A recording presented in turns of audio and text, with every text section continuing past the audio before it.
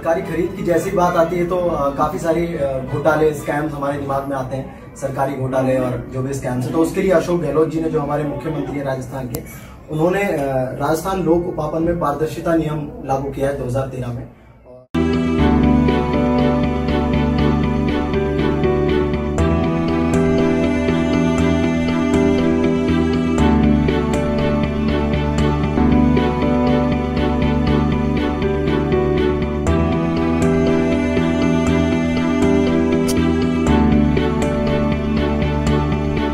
जनवरी 2013 से लागू राजस्थान लोक उपापन में पारदर्शिता अधिनियम 2012 तथा नियम 2013 लागू करने से सरकारी खरीद में पारदर्शिता, जवाबदारी और ईमानदारी के उच्चतम स्तरों के साथ प्रतियोगिता में वृद्धि, दक्षता, मितव्ययता और जनता का सरकारी खरीद के प्रति विश्वास बढ़ा है। राजस्थान लोक उपापन में पारदर्शिता अधिनियम 2012 तथा राजस्थान लोक उपापन में पारदर्शिता नियम 2013 कुल 59 धाराओं और 86 नियमों का एक संग्रह है। इस अधिनियम की धारा 2 में कुल 22 परिभाषाएं तथा नियम 2 में कुल 7 परिभाषाएं दी हुई हैं, जिसमें सरकारी खरीद के दौरान काम आने वाली महत्वपूर्ण शब्दावली को परिभाषित किया गया है, जिसमें प्रमुख हैं बोली यानी कि बिड, बोली दस्तावेज यानी कि बिडिंग डॉक्यूमेंट्स, माल गुड्स, अधिसूचना नोटिफिकेशन, पूर्व अर्हता प्री क्वालिफिकेशन, दर संविदा रेट कॉन्ट्रैक्ट, सेवा सर्विस आदि।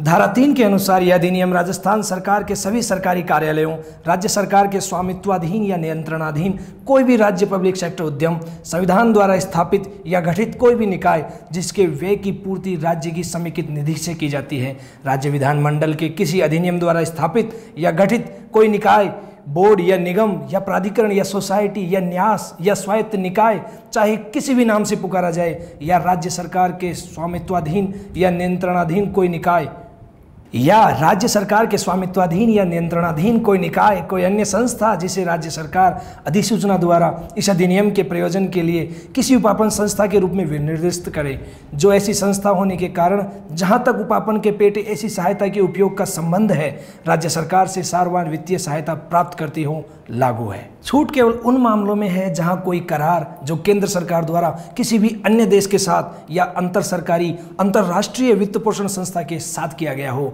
या जिसमें किसी एक या अधिक अन्य राज्य सरकारों के साथ या केंद्र सरकार के साथ वह पक्षकार हो। धारा 4 और 11 के उपबंधों से संगत इस निमित्त बनाए गए ऐसे नियमों के अध्ययन रहते हुए अध्याय 2 और 3 के उपबंध ऐसे किसी उपापन पर लागू नहीं होंगे जिनकी प्राकृत कीमत या मूल्य 1 लाख या ऐसे उच्चतर मूल्य जो राज्य सरकार द्वारा अधिसूचना द्वारा विनिर्दिष्ट करे से कम हैं।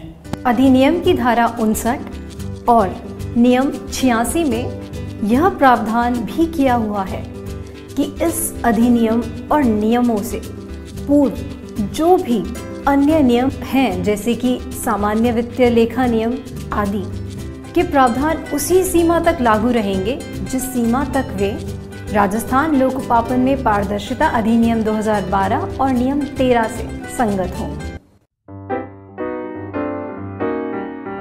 दोस्तों नमस्कार, मैं रमेश सांखला, वित्तीय सलाहकार, सार्वजनिक निर्माण विभाग, राजस्थान जयपुर, आपके समक्ष राजस्थान लोक उपापन में पारदर्शिता अधिनियम 2012 और नियम 2013 के बारे में चर्चा के लिए उपस्थित हुआ हूँ।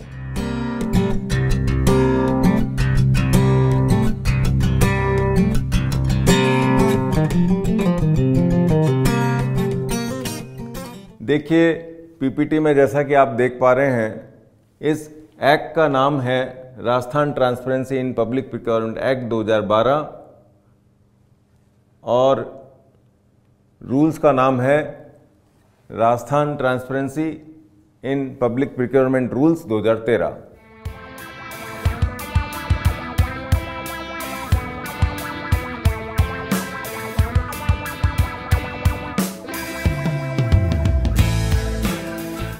एक्ट में आप देखेंगे बहुत छोटा सा एक्ट है ये, इसमें कुल 59 धाराएं हैं, 59 सेक्शंस हैं इस एक्ट में। और आप देखेंगे कि आरटीपीपी रूल्स में कुल 86 रूल्स हैं, 86 धाराएं, 86 नियम हैं एक से लेके। और आप ये भी नोट करेंगे कि इसमें टॉपिक दोनों में कॉमन है। देखिए नाम जो है दोनों में प्रिलिमिनरी सेक्शन में चैप्टर 1 में दे रखा है, उधर रूल 1 और 2 में, तो इधर सेक्शन 1 में दे रखा है। इसी तरह से प्रिक्योरमेंट के जो प्रिंसिपल्स हैं वो आपको एक्ट में चैप्टर 2 में मिलेंगे और रूल्स में भी चैप्टर 2 में मिलेगा। Organisation structure for procurement rule 3 से रूल 5 तक, ठीक है। इसके बाद आप देखेंगे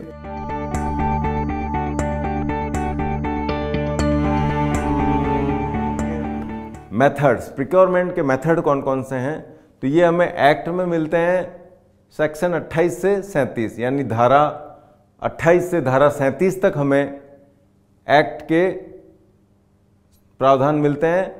और मेथड के बारे में रूल्स में कहाँ पे कहा हुआ है वो आपको देखने के लिए रूल 14 से 33 में जाना पड़ेगा। तो आप जब भी स्टडी करें, जब भी आपका प्रिक्योरमेंट का मैटर हो, जब भी आप प्रिक्योरमेंट की फाइल को डील करें, उस समय आप ये जरूर ध्यान रखें कि आपको एक्ट भी देखना है और रूल्स भी देखने हैं। ऐसा ना हो कि आप सिर्फ एक्ट देख लें और रूल रह जाएं। इसीलिए मैंने जो पीपीटी तैयार की है वो दोनों को कंपेयर करते हुए करी है।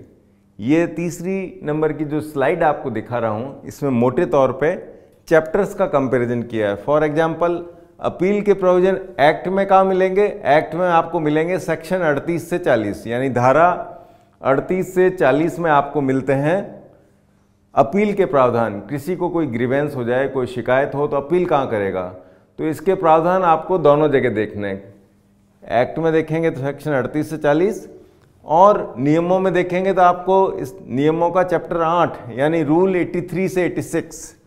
देखिए ये आपके सामने हमेशा ही ध्यान रखने वाली बात है आपके लिए कि आप दोनों जगह चेक करेंगे, क्योंकि वर्तमान में जो अधिसूचनाएं जारी हुई हैं वो दोनों अलग अलग हुई हैं। एक्ट के अधिसूचना 2012 का एक्ट है और 2013 का नियम है, लागू दोनों ही 26 जनवरी 2013 से लागू हुए थे। तो इस समस्या को हल करने के लिए मैंने एक आरटीपीपी एक्ट और रूल्स पे एक बुक लिखी है। उसके अंदर ऐसा किया है कि इसमें एक्ट और रूल्स में को टॉपिक वाइज कर दिया है, तो आपको दोनों रूल्स और एक्ट के प्रावधान दोनों ही एक ही जगह मिल जाते हैं। तो आप इस किताब को अगर यूज़ करते हैं तो ये सुविधा है, और आप इस किताब को नहीं यूज़ करते हैं तो भी आप दोनों ही जगह उस टॉपिक को आराम से इंडेक्स में से ढूंढ सकते हैं। लेकिन आपको ये याद रखना है कि आपको किसी भी टॉपिक को न केवल एक्ट में देखना है बल्कि रूल में भी देखना है। अगर आप राज्य सरकार का ओरिजिनल नोटिफिकेशन पढ़ रहे हो, क्योंकि वित्त विभाग की वेबसाइट पर एक्ट सॉफ्ट कॉपी में दे रखा है और रूल्स भी आरटीपीपी एक्ट 2012 और आरटीपीपी रूल्स 2013 दोनों ही नेट पे उपलब्ध हैं। आपको कोई किताब खरीदने की आवश्यकता भी नहीं है और आपको हर हाल में दोनों जगह अपना सब्जेक्ट ढूंढ के और उसके बारे में जानकारी प्राप्त करनी है। ठीक है, तो ये बात हुई कि किस तरह से आप कंपेयर करते हुए इस एक्ट और रूल्स के प्रावधानों को स्टडी करेंगे।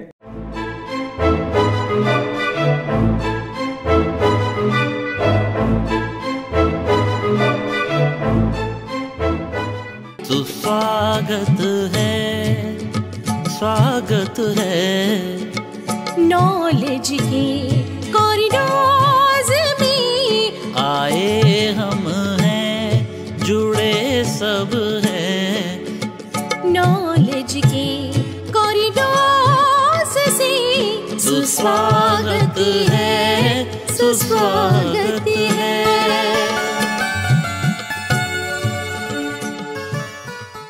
यह है मिस मधु शर्मा जो सरकारी ऑफिसर हैं और अकाउंट सेक्शन की हेड हैं, और ये है मिस्टर सीताराम, एक बिडर हैं जो सरकारी विभाग में फर्नीचर सप्लाई करना चाहते हैं। मैडम, क्या मैं अंदर आ सकता हूँ? जी आइए, बैठिए। जी। नमस्कार मैडम, मेरा नाम सीताराम है। मैंने सुना है कि आपके ऑफिस में फर्नीचर की सप्लाई होती है, तो माल हमसे लीजिए ना। सिर्फ हमारा जो फर्नीचर है A1 क्वालिटी का है। सरकारी ऑफिस में कोई भी सामान टेंडर से लेते हैं, क्या ये बात आपको पता नहीं? तो टेंडर हमको दीजिए ना। टेंडर तो जो नियम से L1 होगा उसको ही मिलेगा।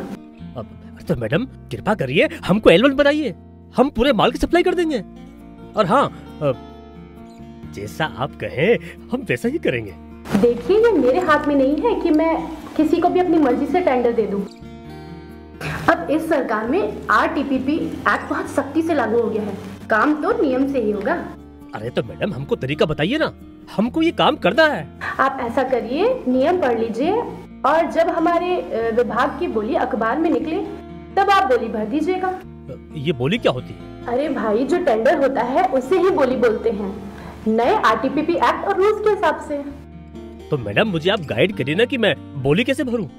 मैंने कभी सरकारी टेंडर भरा नहीं और ना ही ये RTPP एक्ट के मुझे नियम पता है।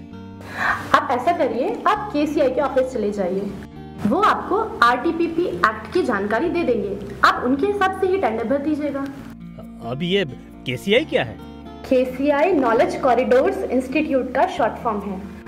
ये सरकारी अधिकारी और समाज के कुछ प्रबुद्ध नागरिकों की एक संस्थान है जो सरकारी खरीद में पारदर्शिता संबंधी प्रशिक्षण और सेमिनार आयोजित कराती रहती है।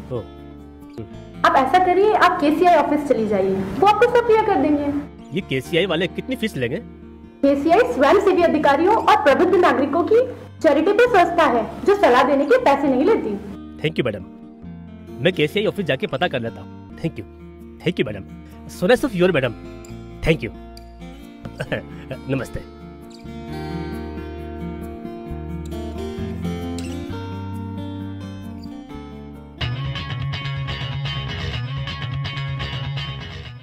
अरे गार्ड साहब।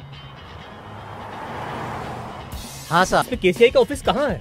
वैसे आप किस काम से आए हो? RTI के काम से या टेंडर भरवाने? नहीं, मुझे वो टेंडर के नियमों की जानकारी लेनी। टेंडर के नियमों की जानकारी? हाँ। यहाँ पर बहुत सारे ठेकेदार आते हैं टेंडर के नियमों की जानकारी लेने के लिए। आप अंदर चले जाइए, आपको बहुत अच्छी जानकारी देंगे। हमारे साहब लोग बहुत अच्छे हैं। ठीक है।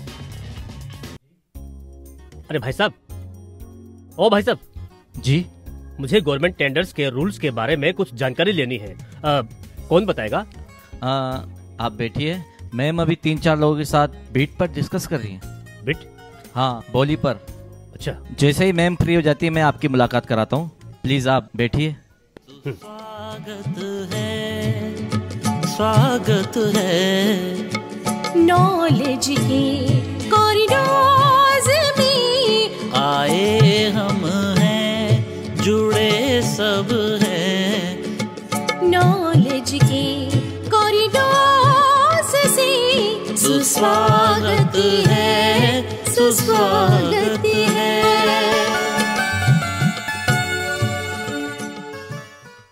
सर आप पधारिए, मैडम फ्री हो गई हैं। ओके। अच्छा, कुछ फीस जमा करानी पड़ेगी? नहीं सर, हमारी संस्था में इसकी निःशुल्क व्यवस्था है। और आप हमारी संस्था की परीक्षा में बैठकर दुबई जाना चाहते हैं तो इसके लिए 500 रुपये फीस है। लेकिन पहले आप हमारी मैडम से मिल लीजिए, बाद में फॉर्म भर लेना। ठीक है।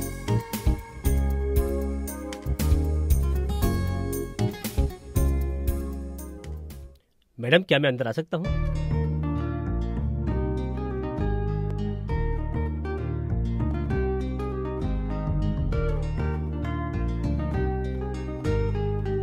मेरा नाम सीताराम है। हाँ, तो बताइए सीताराम। मैडम, मुझे गवर्नमेंट टेंडर लेना है, आप तरीका बताइए। किस चीज का टेंडर लेना चाहते हैं? फर्नीचर का।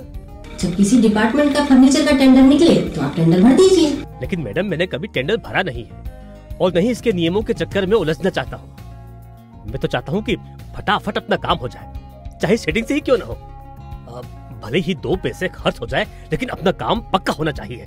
अब हाँ, हम आपका भी पूरा ध्यान रखेंगे।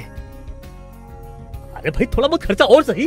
देखिए सीताराम जी, हमारी संस्था किसी भी प्रकार की सेटिंग से टेंडर लेने के सख्त खिलाफ है। हम केवल और केवल नियम की बात करते हैं। हम चाहते हैं कि सरकारी कामों में पारदर्शिता नियम से हो और जो भी व्यक्ति इसके काबिल हो टेंडर ले जाए।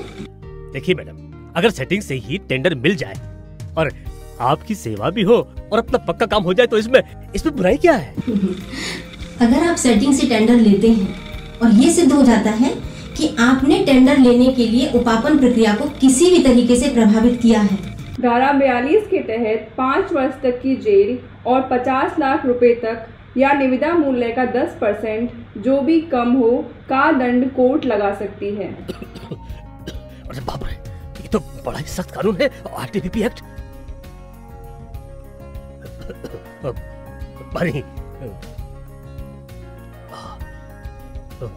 मैडम, कब से लागू हुआ है ये आरटीपीपी एक्ट? आरटीपीपी एक्ट 26 जनवरी 2013 से पूरे राजस्थान में लागू है। तो क्या ये एक्ट बोर्ड, कॉर्पोरेशंस और सभी सरकारी संस्थाओं पर लागू है? जी हाँ, आरटीपीपी एक्ट सभी सरकारी बोर्डों, कॉर्पोरेशंस और राज्य सरकार की संस्थाओं पर लागू है जो कि सरकार से राजकीय सहायता प्राप्त करते हैं, यानी कि ग्रांट लेते हैं। अच्छा मैडम, तो एक बात बताइए, मेरा एक दूसरा कंप्यूटर है जिसकी दुकान बहुत बढ़िया चल रही है, इतनी बढ़िया चल रही है कि उसकी अच्छी दुकान चलने की वजह से मेरी दुकान में मंदीवाड़ा आ गया है। मैडम, मैं उसके खिलाफ छोटी गवाही देकर उसको अंदर करवा करके उसकी दुकान बंद करना चाहता हूँ। अगर आप किसी की झूठी शिकायत करते हैं और ये साबित हो गया कि आपकी शिकायत झूठी है तो आरटीपीपी एक्ट की धारा 43 के अंतर्गत उसके ऊपर 20 लाख रुपए तक का जुर्माना या फिर उपापन मूल्य का 5% जो भी कम हो जुर्माने के तौर पर भरना होगा। ठीक है मैडम। अच्छा मैडम, गवर्नमेंट टेंडर लेने के लिए मुझे कितनी फीस और वो सिक्योरिटी जमा करानी पड़ेगी? देखिए सीताराम जी, जब आप टेंडर फॉर्म लेंगे तो सबसे पहले आपको टेंडर फॉर्म की लागत चुकानी होगी जो कि अलग अलग टेंडर के अनुसार होती है। अगर सामान की लागत 10 लाख रुपए से ऊपर है तो इसके लिए ई बिडिंग की जाती है और ई बिडिंग के लिए RMSL का आपको 1000 रुपए अतिरिक्त देना होता है। बिड सिक्योरिटी के लिए उपापन मूल्य का 2% और हाँ, अगर आप L1 हुए तो आपको परफॉर्मेंस सिक्योरिटी के लिए 3% और देना होगा। मेरा मतलब है कि कुल मिलाकर आपको उपापन मूल्य का 5% सिक्योरिटी के तौर पर जमा करवाना होगा। ई टेंडर भरने में क्या आप हमारी मदद करेंगे? हम तो आपकी मदद कर ही रहे हैं, लेकिन ई बिड आप स्वयं भरें या फिर आप अपने ही सामने अपने किसी विश्वास पात्र व्यक्ति से भरवाएं, क्योंकि इसमें जरा सी भी गलती होने पर, एग्जाम्पल के तौर पर अगर आपने रेट गलत डाल दी तो आपको अपनी गलती सुधारने का दोबारा मौका नहीं दिया जाता है। अच्छा मान लो मैडम, गवर्नमेंट टेंडर इतना बड़ा है कि एक सप्लायर पूरे माल की सप्लाई नहीं कर सकता है, तो उस कंडीशन में आपके आरटीपीपी एक्ट के रूल्स के प्रावधान क्या है? सर, ऐसे मामले में आरटीपीपी एक्ट के रूल नंबर 74 के अनुसार उपापन प्राधिकारी क्वांटिटी को डिवाइड भी कर सकते हैं। अच्छा मान लो गवर्नमेंट का ऑर्डर मिल गया और सप्लायर सप्लाई नहीं कर पाता है, तो उस कंडीशन में क्या होगा? सर, अगर आप सरकारी टेंडर ले लेते हैं और सप्लायर सप्लाई नहीं कर पाता है तो उस कंडीशन में उसके ऊपर 20 लाख रुपए तक का जुर्माना या फिर उपापन मूल्य का 5% जो भी कम हो जुर्माने के तौर पर भरना होगा। अच्छा, थैंक यू मैडम, आपने सही सिस्टम और प्रोसेस के बारे में जानकारी दी है, हम आपके बहुत बहुत आभारी हैं। Thank you.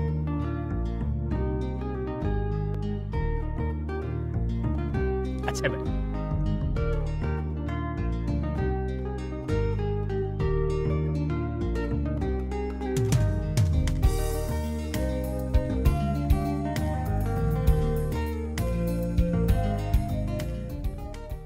नेक्स्ट स्लाइड में हम देखेंगे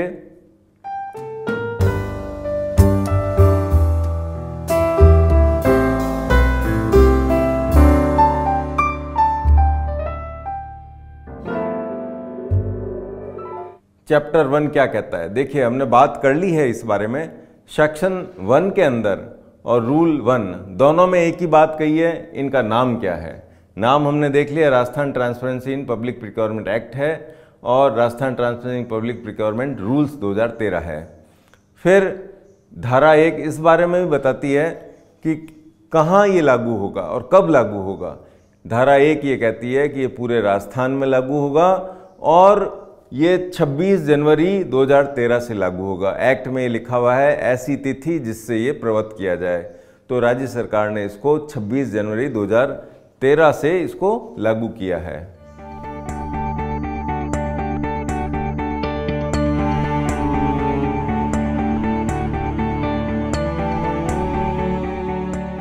अब आप देखेंगे नेक्स्ट में सेक्शन 2 यानी धारा 2 में हम जाते हैं। अब हम एक्ट की धारा 2 को देखते हैं तो हमें पता चलता है कि इसमें कुल 22 परिभाषाएं दे रखी है। देखिए, परिभाषाएं इसलिए महत्वपूर्ण होती है, जब भी हम किसी एक्ट या किसी नियम को हम पढ़ते हैं तो उसके अंदर कुछ शब्द विशेष, जिसको जार्गन बोलते हैं, जार्गन मतलब एक विषय की विशिष्ट करके जो शब्दावली है वो परिभाषित होनी चाहिए।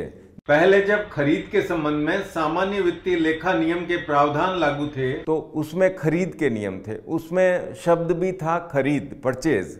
लेकिन अब इसके अंदर एक्ट और रूल्स 2013 में जब से आए हैं, परचेज वर्ड हट गया है और उसकी जगह प्रिक्योरमेंट वर्ड आ गया है। प्रिक्योरमेंट यानी उपापन। देखिए, बोलने में थोड़ा सा मुश्किल है शब्द ये, लेकिन खरीद की जगह, क्रय की जगह हम कौन सा शब्द इस्तेमाल करते हैं? उपापन। ठीक है, हिंदी में उपापन और अंग्रेजी में प्रिक्योरमेंट। तो प्रिक्योरमेंट से रिलेटेड जो जो शब्द इन्होंने काम लिए हैं एक्ट और रूल्स में, वो मुख्य इस तरह से हैं। देखिए, गुड्स। अब गुड्स में क्या क्या आएगा? वस्तुएं।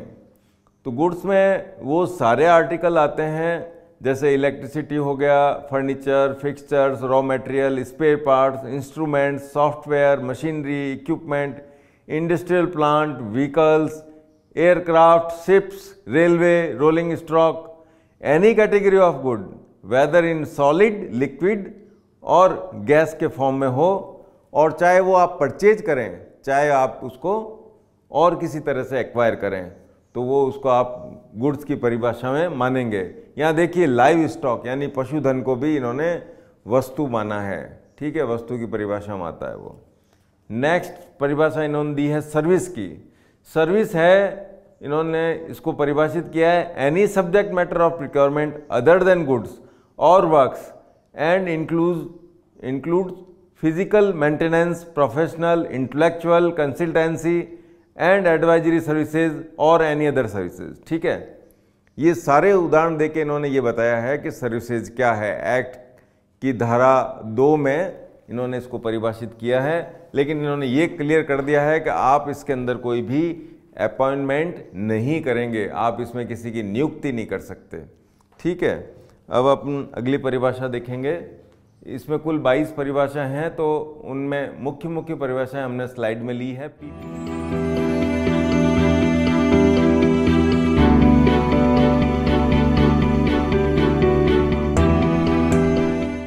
पीपीपी आप सब जानते हैं, इस सबसे परिचित हैं। पब्लिक प्राइवेट पार्टनरशिप यानी राज्य सरकार और प्राइवेट पार्टियां मिलके जो काम करती है, जो प्रोजेक्ट लेती है, उसको पीपीपी प्रोजेक्ट कहते हैं। देखिए, इस चित्र से भी स्पष्ट है, इसका आधा भाग पीला है प्राइवेट सेक्टर का, गवर्नमेंट का हरा है। तो इस तरह से हमने चित्र के उदाहरण से एक समझाने की कोशिश की है। जो दोनों मिल के करें वो पीपीपी प्रोजेक्ट कहलाते हैं। ठीक है, प्रिक्योरमेंट उपापन, इसको इन्होंने परिभाषित कर दिया है। देखिए, प्रिक्योरमेंट की क्या परिभाषा दी है इन्होंने? Acquisition by purchase, lease, licence और अदरवाइज ऑफ वर्क्स, गुड्स और services including award of public partnership project. ठीक है, अब आप चाहे खरीद करो, चाहे उसको लीज पे लो, चाहे लाइसेंस पे लो, सारा किस में कवर होगा? प्रिक्योरमेंट में। इसलिए प्रिक्योरमेंट की परिभाषा खरीद से थोड़ी व्यापक है, इसमें लीज में लेना भी प्रिक्योरमेंट में आता है और उसको इस एक्ट और रूल्स में कवर किया हुआ है। अब देखिए वर्क्स, अगली जो परिभाषा आपके सामने आएगी वो वर्क्स की है। थोड़ी सी स्लाइड तेज चल रही है, मैं इसको सेट करता हूं आपके सामने ताकि आप स्लाइड पढ़ सकेंगे।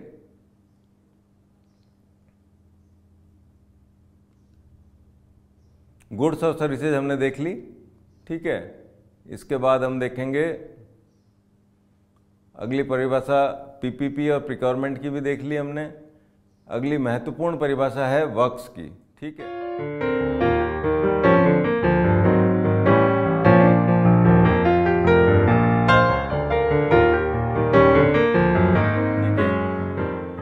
जिसको हिंदी में निर्माण कार्य कहते हैं, वर्क्स।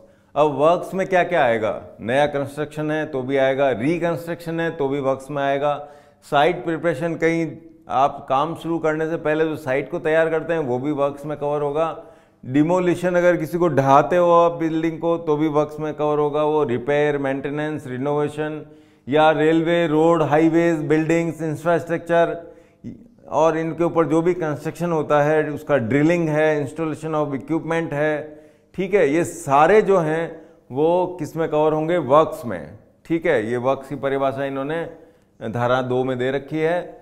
और फिर अगली महत्वपूर्ण परिभाषा है RC. RC means rate contract, दर संविदा, हिंदी में बोलो तो दर संविदाएं। दर संविदाएं हम तब करते हैं जबकि किसी भी वस्तु की रैकरिंग जरूरत होती है, आपको आवर्ती मांग होती है, बार बार किसी ऑफिस को किसी एक चीज़ की जरूरत पड़ती है, तो हम क्या करते हैं? आरसी करते हैं, रेट कॉन्ट्रैक्ट करते हैं। ठीक है, ये इन्होंने एक्ट में परिभाषित कर रखा है आरसी को। और इसके बाद जो हम परिभाषाएं ले रहे हैं, वैसे तो बहुत सारे हैं उसमें, लेकिन हमने मुख्य 5-7 परिभाषाएं आपको बताई। इसके बाद हम लेते हैं कि रूल्स में क्या पर, देखिए परिभाषाएं एक्ट में भी दे रखी है, रूल्स में भी दे रखी है। अब हम आ गए रूल्स में, तो रूल 2 भी परिभाषा की बात करता है, एक्ट की धारा भी परिभाषा की बात कर रही है और रूल्स भी परिभाषा की बात करता है। कुल 6 परिभाषाएं दे रखी है रूल्स में।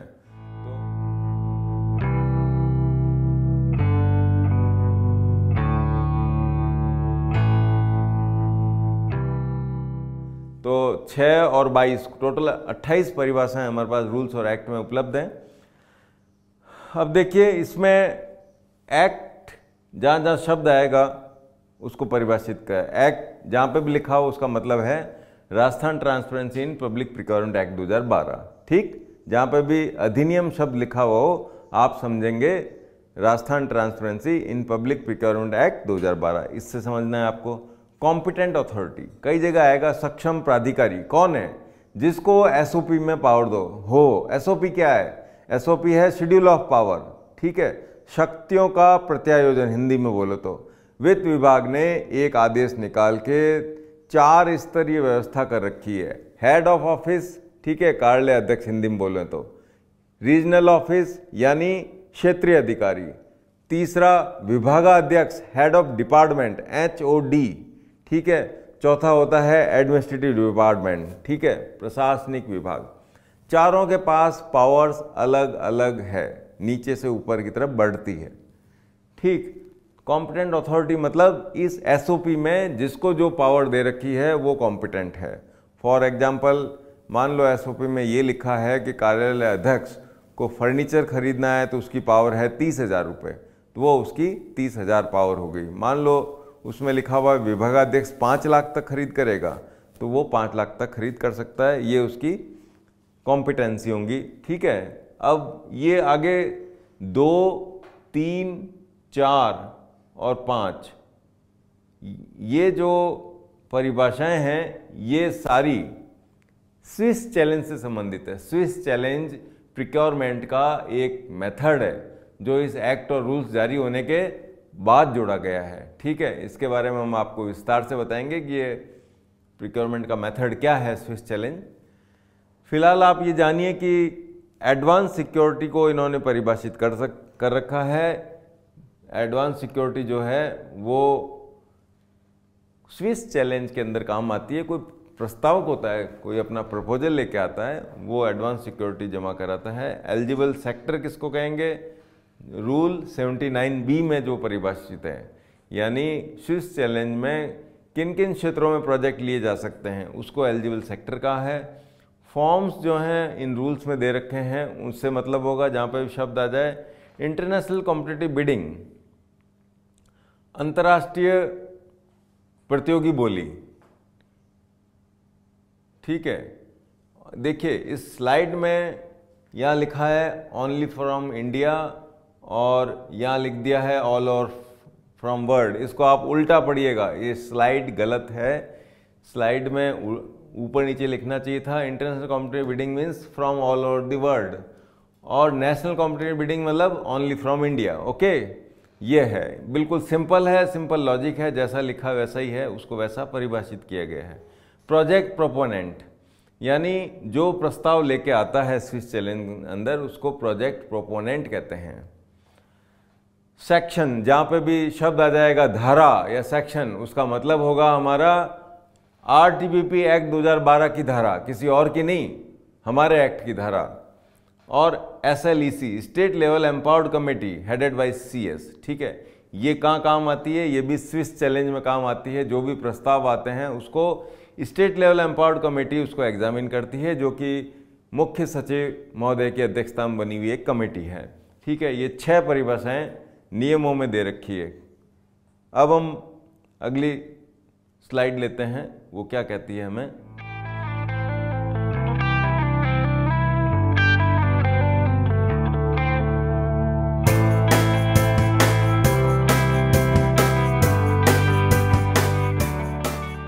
देखिए सेक्शन 3 तक बात कर ली हमने। सेक्शन 3 हमें ये बताता है कि ये एक्ट है, लागू कहाँ होगा, किस पे लागू है और किस पे लागू नहीं है। तो ये एक्ट हमें ये कहता है, सेक्शन 3 जो है एक्ट का सेक्शन 3 हमें ये बताता है कि सारे सरकारी दफ्तरों, देखिए सचिवालय, ये JDA, ये कलेक्टर का ऑफिस, आगे बीमा का ऑफिस है, जो भी सरकारी कार्यालय है उसके अंदर ये लागू होंगे इसके एक्ट और नियम। फिर कोई बोर्ड कॉर्पोरेशन है, जैसे सीड कॉर्पोरेशन हो गया, राजस्थान रोडवेज हो गया, राजस्थान टूरिज्म डेवलपमेंट कॉर्पोरेशन हो गया, इस पे भी ये लागू है, ठीक है। इसके अलावा अन्य सभी और भी कोई बोर्ड,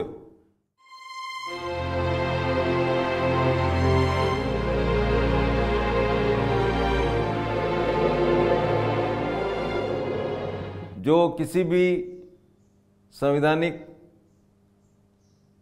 ढांचे के अंतर्गत जो भी नियम में कोई बोर्ड बना दे सरकार, जैसे अजमेर का किला और संग्रहालय, ये भी इसमें भी लागू होगा, ठीक है। जहाँ पे भी कंसोलिडेट फंड काम आता है, राज्य की समेकित निधि का पैसा जहाँ काम आता है, वहाँ पे ये नियम लागू होंगे, ठीक है। चाहे वो किसी नाम से जाने जाऊँ, चाहे वो नगर पालिका हो, चाहे वो JDA हो, उन सब में ये नियम लागू होगा। अब एक सवाल इसमें ये भी है कि फिर कहाँ लागू नहीं है, ठीक है।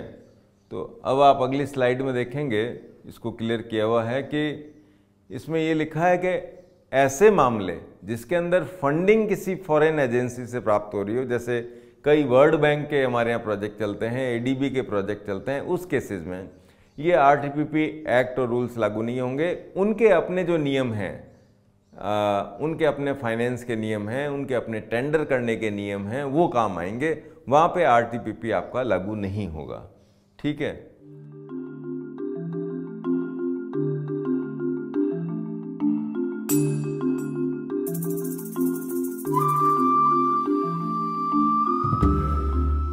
इसके अलावा एक और इसके अंदर प्रावधान किया हुआ है सेक्शन 59 और रूल 86 में, धारा 59 और नियम 86 ये कहता है कि ऐसे मामले जिसके बारे में ये एक्ट बिल्कुल मौन है, कुछ नहीं कहता, उसमें आप वहाँ जाके देख सकते हो। कहाँ पे? GF&R में या और कोई दूसरे नियम जो हैं।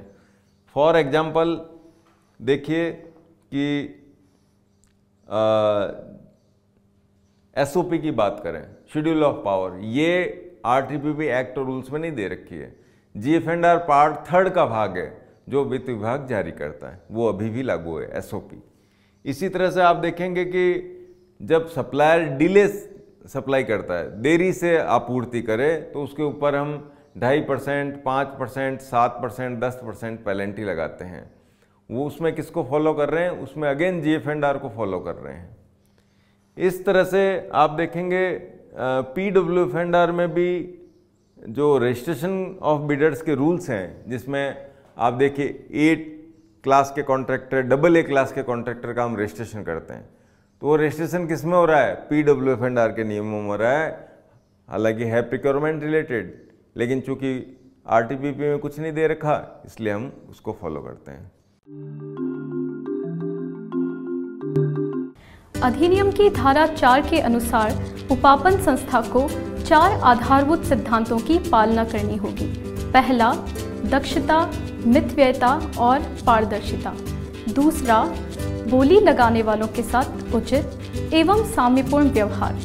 तीसरा, प्रतियोगिता में अभिवृद्धि एवं चौथा, भ्रष्ट आचरण को रोकना। नियम 6 धारा 5 की पालना के लिए निर्देशित करता है, जिसके अनुसार उपापन की जाने वाली विषय वस्तु की आवश्यकता का अवधारण किया जाएगा एवं साथ ही तत्संबंधित मात्रा, स्थान, पद्धति आदि तय की जाएगी।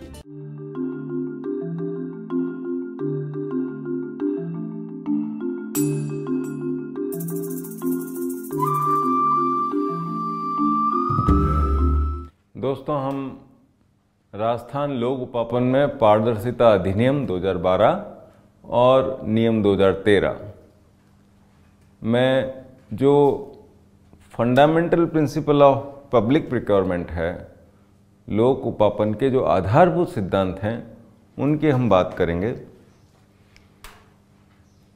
हमारा एक्ट हमको इस बात के लिए पाबंद करता है कि आप जो भी खरीद करेंगे, जो भी निविदा जारी करेंगे, जो भी आप बोली जारी करेंगे, उसमें 4 मूलभूत सिद्धांतों का पालना करेंगे। Number 1, efficiency, economy and transparency. यानी आप जो भी बोली करें वो दक्षता के साथ और मितव्ययता के साथ और पारदर्शिता के साथ आप अपने बोली दस्तावेजों को, बोली प्रक्रिया को इस तरह से व्यवस्थित करेंगे कि उसमें मितव्ययता, दक्षता और पारदर्शिता बनी रहे। ये मूलभूत सिद्धांत है, पहला मूलभूत सिद्धांत। दूसरा मूलभूत सिद्धांत है फेयर एंड इक्विटेबल ट्रीटमेंट, यानी सबके साथ साम्यपूर्ण आप व्यवहार करेंगे, किसी के साथ पक्षपात नहीं करेंगे और बोलियों के जो शर्तें आप तय करें उससे ये ना लगे कि आपने किसी को फेवर किया है, वो सबके लिए समान होनी चाहिए। तीसरा मूलभूत सिद्धांत है प्रतियोगिता को बढ़ावा देना, प्रतियोगिता को बढ़ावा देना, टू प्रमोट कंपटीशन। यानी आपका मंतव्य ये रहना चाहिए कि ज़्यादा से ज़्यादा लोग निविदा में भाग लें, ज़्यादा से ज़्यादा कंपटीशन हो, ताकि फेयर प्राइस पर बढ़िया सामान गवर्नमेंट को मिले। ये इसका तीसरा मूलभूत सिद्धांत है। चौथा मूलभूत सिद्धांत है आप भ्रष्टाचार को रोकने के लिए सारी व्यवस्थाएं करेंगे, अपने नियम, कानून, कायदे, निविदा की शर्तें इस तरह से बनाएंगे ताकि भ्रष्टाचार रुके, ना कि बढ़े। ठीक है, ये आपको विशेष तौर पे ध्यान रखना है। अब इसमें सवाल ये है कि क्या ये सभी पे लागू है? तो इस संबंध में एक इसमें एक्सेप्शन दे रखा है। एक्सेप्शन ये है कि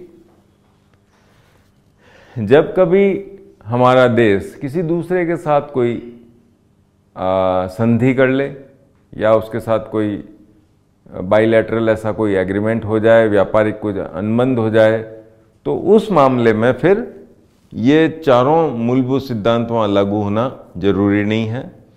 ये इस तरह के प्रतिबंध राज्य सरकार भी कर सकती है और केंद्र सरकार भी कर सकती है। तो ऐसे एग्रीमेंट के मामले में, जैसे आप देखते हैं कई बार वर्ल्ड बैंक के प्रोजेक्ट हैं, एडीबी के प्रोजेक्ट हैं, तो उन सब में फिर नियम उनके ही लागू होते हैं और उस समय हम इन चारों मूलभूत सिद्धांतों की अनुपालना करना आवश्यक नहीं समझते। ऐसा एग्जम्पशन आपको सेक्शन 3 का 3 यानी धारा 3 के 3 में हमको दे रखी है। अब हम अगला टॉपिक लेते हैं। फंडामेंटल प्रिंसिपल आपने देख लिए, इसके बाद अगला टॉपिक है डिटरमिनेशन ऑफ नीड।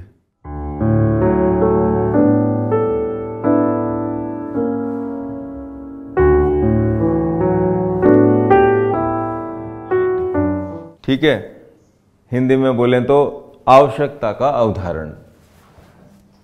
एक्ट की धारा 5 और नियम 6 आपको इस बात के लिए पाबंद करते हैं कि आप साल के शुरू में ही अपनी आवश्यकताओं का अवधारण करेंगे, और कैसे करेंगे वो मेथड दे रखा है। मैंने आपको पहले भी निवेदन किया है कि आप रूल और एक्ट दोनों साथ साथ पढ़ते हैं। तो देखिए, जब आप रूल 6 को पढ़ेंगे तो वो कहता है कि आप सेक्शन 5 को फॉलो कीजिए। उसमें और कुछ नहीं लिखा, एक ही लाइन लिखी है, फॉलो द सेक्शन 5। तो हमें आवश्यकता के अवधारण के मामले में जो सेक्शन 5 में लिखा है उसको फॉलो करना है। सेक्शन 5 में ये लिखा है कि आप जब आवश्यकता का अपना अवधारण करेंगे, आवश्यकता अवधारण मतलब आप जब तय करते हैं मेरे को ऑफिस के अंदर 50 कुर्सी चाहिए या 10 टेबल चाहिए, ये आपका एक तरह का आवश्यकता का अवधारण है। मतलब आप अपनी ज़रूरतों को तय करते हैं, उसको आवश्यकता का अवधारण कहते हैं, डिटरमिनेशन ऑफ नीड। ठीक है, तो उसमें आप क्या क्या करेंगे, उसकी एस्टिमेटेड कॉस्ट। फॉर एग्जांपल आपका नया ऑफिस दफ्तर बना है, बिल्डिंग बन के मान लीजिए PWD से हैंड ओवर हो गई है। अब आप उस बिल्डिंग का विजिट करते हैं, अपने एम्प्लॉयज़ की संख्या को ध्यान में लाते हैं, कितने लोग हैं कि साहब हमारे ऑफिस में 50 लोग हैं, 60 लोग हैं, कितनी टेबल कुर्सियाँ चाहिए, 50-60 तो कम से कम चाहिए, एक रिसेप्शन में भी चाहिए। इस तरह से आप अपना सारा प्लान बनाते हैं। तो ये आप क्या कर रहे हैं, क्वांटिटी तय कर रहे हैं, अपने आवश्यकता की मात्रा को तय कर रहे हैं, कितनी मात्रा में है। फिर सवाल आ जाता है कॉस्ट का। टेबल आप लेते हैं, मार्केट में 2000 की भी है, 20,000 की टेबल भी है। चेयर आप लेते हैं 500 की भी है, 5000 की भी है। तो ये सब आप जब डिस्कस कर रहे हैं अपनी प्रिक्योरमेंट कमेटी में या हेड ऑफ ऑफिस के साथ या हेड ऑफ डिपार्टमेंट के साथ, तो आप क्या कर रहे हैं, उसकी एस्टिमेटेड कॉस्ट निकालने का प्रयास कर रहे हैं। तो ये सारा किस में कर रहे हैं आप, डिटरमिनेशन ऑफ नीड, आवश्यकता के अवधारण में कर रहे हैं आप। फिर आप आ जाइए मेथड पे। जब आपने सोच लिया फॉर एग्जांपल कि आपको नया दफ्तर मिला है, नई बिल्डिंग मिली है, और आपने अपनी फर्नीचर की फॉर एग्जांपल फर्नीचर की आपने अपनी आवश्यकताओं को अनुमान लगाया है, फिर आपको ये भी सोचना पड़ेगा कि खरीदना कैसे, हाउ टू परचेज। ठीक है ना, मेथड क्या होगा। देखिए, हम आगे चल के देखेंगे, एक्ट और रूल्स में कम से कम 12 मेथड दे रखे हैं अलग अलग। वर्क्स और गुड्स को प्रिक्योर करने के 12 मेथड्स अवेलेबल है। ओपन बिड करेंगे, लिमिटेड बिड में जाएंगे, सिंगल बिड में जाएंगे, वगैरह वगैरह। तो उनमें से किस मेथड से आपको खरीदना है, ये कब तय करते हैं, जब आप डिटरमिनेशन ऑफ नीड करते हैं। जब भी आप अपनी ज़रूरतों का आकलन करते हैं, उसी समय ये तय कर लेते हैं कि मेथड क्या रहेगा, खरीदेंगे कैसे।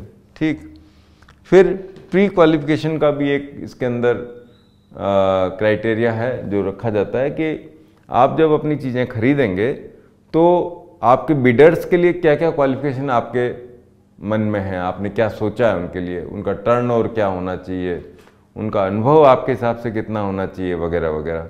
ये सब चीज़ें आपको डिटरमिनेशन ऑफ नीड, आवश्यकता के अवधारण के टाइम देखनी होती है। नेक्स्ट है लिमिटेशन ऑफ पार्टिसिपेशन। ये आप ये भी तय करते हैं कि आपके जो बिडर्स होंगे वो कौन कौन भाग लेंगे और कौन कौन नहीं लेंगे। जैसे आरटीपी रूल और एक्ट में आगे जाके आप देखेंगे ऐसा लिखा हुआ है कि जो फर्म वाला किसी भी सरकारी दफ्तर में प्रिक्योरमेंट के मामले में डिबार हो गया हो ऑफिस में, या राज्य सरकार ने उसको कर दिया हो, तो ऐसे लोगों को हम भाग नहीं लेने देते। तो ये आप कहाँ तय करते हैं, लिमिटेशन ऑफ पार्टिसिपेशन में। ठीक है, इस तरह से आप अपना आवश्यकता का अवधारण करते हैं।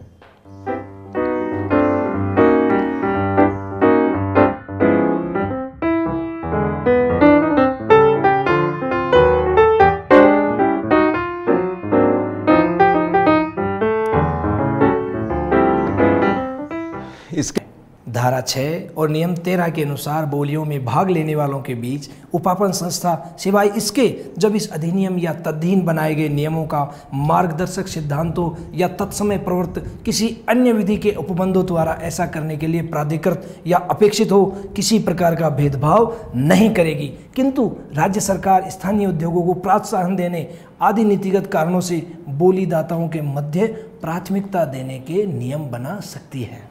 राज्य सरकार द्वारा परिपत्र क्रमांक F18 वित्त SPFC 2017 दिनांक 1 मई 2017 जारी कर भारत सरकार के वाणिज्य उद्योग मंत्रालय के अंतर्गत DGS&D द्वारा लॉन्च किए गए government e market place GeM portal के उपयोग हेतु दिशा निर्देश जारी किए गए हैं, जिसके अनुसार जेम पोर्टल के माध्यम से उपापन किए जाने पर राजस्थान लोक उपापन में पारदर्शिता अधिनियम 2012 की धारा 4(1), 11, 17 एवं 46 को जेम के माध्यम से होने वाले उपापनों पर लागू रखा गया है तथा राजस्थान लोक उपापन पारदर्शिता अधिनियम 2012 एवं राजस्थान लोक उपापन पारदर्शिता नियम 2013 के शेष सभी प्रावधानों से जेम पोर्टल के माध्यम से किए जाने वाले उपापनों को छूट प्रदान की गई है।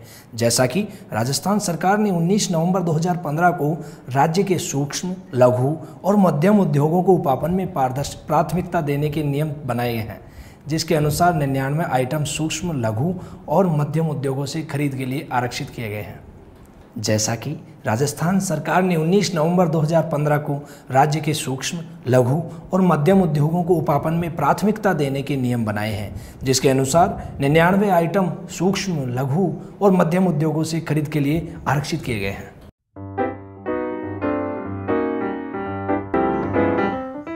इसके बाद नेक्स्ट हमारा टॉपिक है पार्टिसिपेशन ऑफ बिडर्स, यानी बोलियों में कौन कौन भाग ले सकता है। इसके लिए रिलेवेंट जो है वो धारा 6 और नियम 13, ठीक है, सेक्शन 6 एंड रूल 13। देखिए सेक्शन 6 हमको इस बात के लिए पाबंद करता है कि आप किसी तरह का कोई डिस्क्रिमिनेशन नहीं करेंगे, है ना। डिस्क्रिमिनेशन नहीं करेंगे मतलब आप कोई भेदभाव नहीं करेंगे, आपके लिए सब बराबर है। ऐसा नहीं कहेंगे तुम तो भाग लोगे और वो भाग नहीं लेगा, ऐसा आप बात नहीं करोगे, ठीक है। लेकिन सरकार ऐसा कर सकती है, सरकार कह सकती है कि ये तो भाग लेगा और ये नहीं लेगा। सरकार ऐसा क्यों कर सकती है? वो इसलिए करती है, देखिए कोई एक्ट या रूल या कोई ऐसा अधिनियम ऐसा बना हुआ ही हो पहले से ही जो परमिट करता हो फलां लोग ये काम करेंगे, तो उसकी पालना करनी है आपको। सेकेंडली, सेफ्टी और पब्लिक ऑर्डर बनाए रखने के लिए ऐसा जरूरी हो, सरकार ऐसा तय कर ले कि साहब ये काम तो यही करेंगे, ठीक है।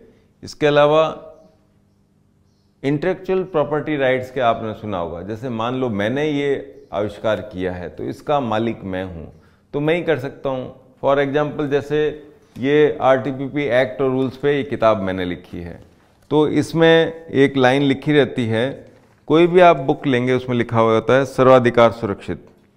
इस पुस्तक का कोई भी भाग प्रकाशन के किसी भी माध्यम से प्रकाशक की अनुमति के बिना प्रकाशित नहीं किया जा सकता है।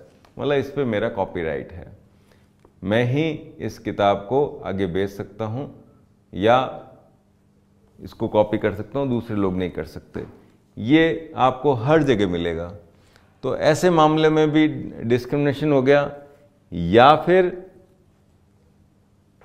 कुछ ऐसे मामले हो सकते हैं जिसमें सरकार तय कर दे। फॉर एग्जाम्पल राजस्थान में MSME को प्रोटेक्शन है। MSME क्या है? MSME means medium, micro and small scale industries. सूक्ष्म, मध्य और मध्यम दर्जे के जो उद्योग हैं उनको प्रोटेक्शन, यानी कुछ आइटम्स रिजर्व कर दिए गवर्नमेंट ने, जैसे फॉर एग्जांपल स्टील फर्नीचर। तो स्टील फर्नीचर सिर्फ MSME वाला ही बेच सकता है, बड़ी फर्म वाला नहीं, उसके लिए आरक्षित है। अगर हम कोई वो करेंगे टेंडर करते भी हैं, तो उस केस में वो सिर्फ वही भाग लेंगे जो MSME है। हाँ, MSME वाले अगर 5 लोग हैं, मध्यम दर्जे वाले या सूक्ष्म उद्योग, वो सारे भाग ले सकते हैं। तो इस तरह का डिस्क्रिमिनेशन जो है वो गवर्नमेंट तो कर सकती है। वो इसलिए करती है कि अपने राज्य के लघु उद्योगों को आदि को प्रमोट करने के लिए उनके पास ऐसा करने का पावर है। अब आप देखेंगे रूल 13 में दे रखा है कि हमको यानी बिड करने वाले को ये डिक्लेयर करना होता है कि पार्टिसिपेशन जो है लिमिटेड है या नहीं है, या सबके लिए है ना। और रूल 13 ये भी कहता है कि नॉर्मली आप जो है नेशनल कॉम्पिटिटिव बिडिंग को अडॉप्ट करेंगे, अगर नहीं करते हैं तो रीजंस आपको रिकॉर्ड करने हैं, मतलब आप हमेशा टेंडर में जाएं जहां तक हो सकता है।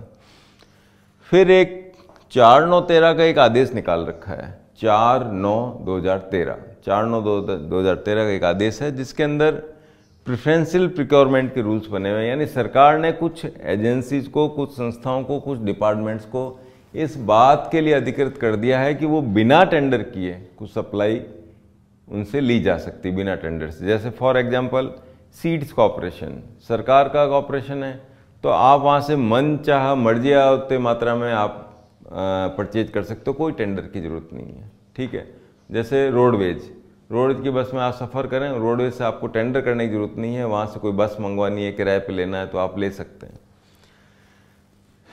ठीक है, इस तरह से रूल 33 जो था वो परचेज और प्राइस प्रेफरेंस का भी इसमें एक मेथड दे रखा था 19 नवंबर 2015 से। ठीक है, उस समय ये होता था कि राज्य से बाहर की जो फर्में थी उनका CST तो हम जोड़ लेते थे उनके प्राइस में, और राजस्थान की फर्मों का जो सेल टैक्स था, विक्रय कर, वो घटा लेते थे, ऐसे करके कंपेयर करते थे। लेकिन जब से GST लागू हुआ है तब से इसका कोई रिलेवेंस रह नहीं गया, तो फिर 29 अगस्त 2018 को इसको विड्रॉ कर लिया गया। आज की तारीख में सिर्फ परचेज प्रेफरेंस मिल सकता है, प्राइस का ऐसा कंपैरिजन नहीं हो सकता, इसलिए प्राइस प्रेफरेंस हटा दिया है। ये इससे आपको क्लियर हो गया। अच्छा, रूल 39 ये कहता है कि बिड में यानी बोली में, या पुरानी भाषा में बात करो तो टेंडर में, कोई भी नेचुरल पर्सन भाग ले सकता है, कोई भी प्राइवेट एंटिटी भाग ले सकती है, कोई भी सरकारी संस्था भाग ले सकती है। ठीक है, ये सारे लोग उसमें भाग ले सकते हैं अपनी अपनी कैपेसिटी में, चाहे वो व्यक्ति हो, चाहे वो कोई प्राइवेट एंटिटी, मतलब कोई कंपनी बना ले, कोई ट्रस्ट बना ले, सब लोग भाग ले सकते हैं। कोई सरकारी एजेंसियां या सरकारी कंपनी है वो भी टेंडर में भाग ले सकती है। ये रूल 39 हमें बताता है।